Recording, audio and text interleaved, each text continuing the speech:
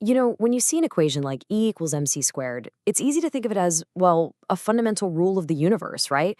Something written in the cosmos. But today, we're going to challenge that whole idea. We're going to explore this really fascinating and maybe a little unsettling possibility. What if the laws of physics aren't rules the universe has to follow, but are actually rules we've invented for ourselves? So let's just dive right in with the biggest question of all.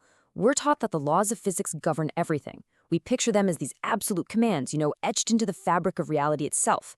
But what if that entire assumption is just a big misunderstanding of how we relate to the universe? I love this quote because it just cuts right to the chase. I mean, seriously, think about it for a second. The universe doesn't have a rule book it checks before a planet orbits a star or an atom decays. It just does what it does.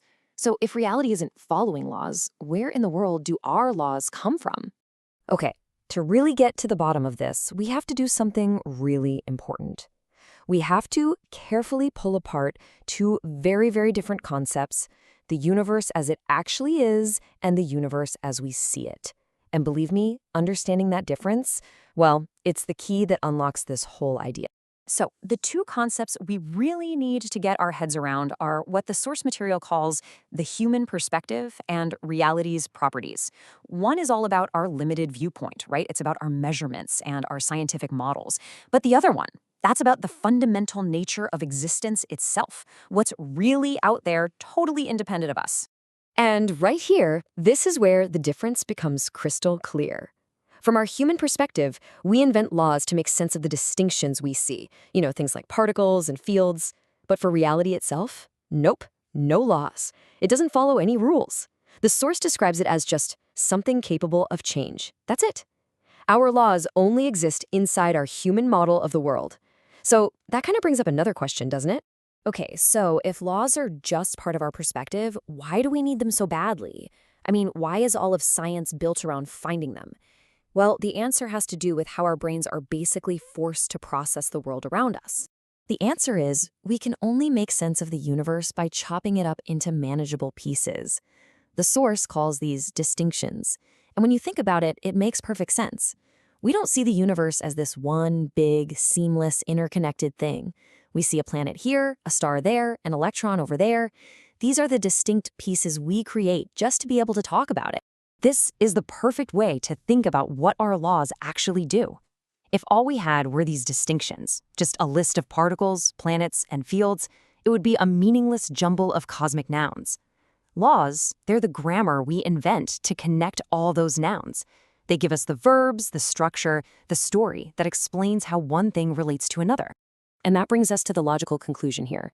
The very act of seeing the world as a collection of separate things means we are, in a way, doomed to invent a set of rules to explain how they all interact. It's not really a choice, it's just a necessary consequence of how we perceive things. Okay, so if our laws really are just a feature of our perspective, then you'd expect them to kind of break down or change when our perspective changes in a big way.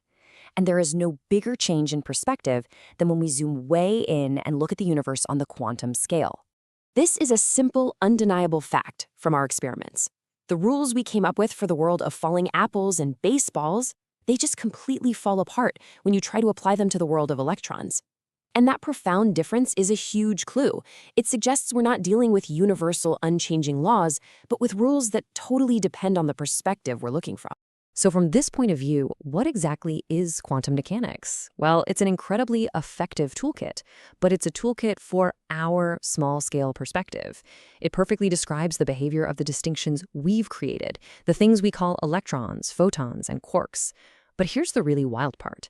This idea suggests that those very particles, they might not fundamentally exist as little separate objects at all. They're just constructs of our viewpoint.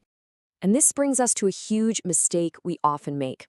Just because our quantum tools work perfectly to predict what's going to happen, we shouldn't jump to the conclusion that reality itself is quantum mechanical. That's like confusing how great our description is with the actual nature of the thing we're describing. So, here's the crucial point. The universe isn't inherently quantum. Instead, its fundamental properties are just such that when we humans poke at it on a very small scale, with our need to create distinctions like particles, a quantum perspective is the one that naturally emerges. It's the set of rules that just happens to fit the way we're forced to look. So, what's the bottom line here? Where does all this leave us? Well, it all comes down to a simple but really profound idea. We have to be so careful not to confuse our map, our scientific laws, with the actual territory, which is reality itself. Let's just do a quick recap of this whole journey of invention. It all starts with our perception, our need to see the world as these separate distinctions.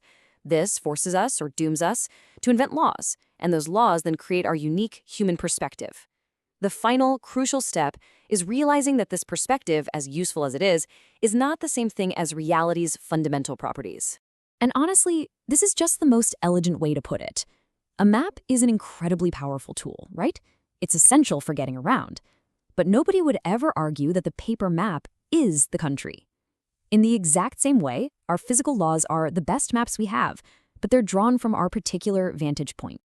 And let's be super clear about this. This idea does not make our scientific laws wrong or take away from science at all. If anything, it does the opposite. It just clarifies what their job is. They are unbelievably powerful and predictive tools, custom-built for the human perspective. And recognizing that, well, it actually deepens our appreciation for what science can do. So we'll end with this thought. If our laws are just one map, our own human invention, it doesn't close the book on knowledge. It opens up an even more exciting question. What other maps could be drawn from totally different perspectives? And what vast, uncharted territories of reality are still out there, just waiting for us to find a completely new way to see?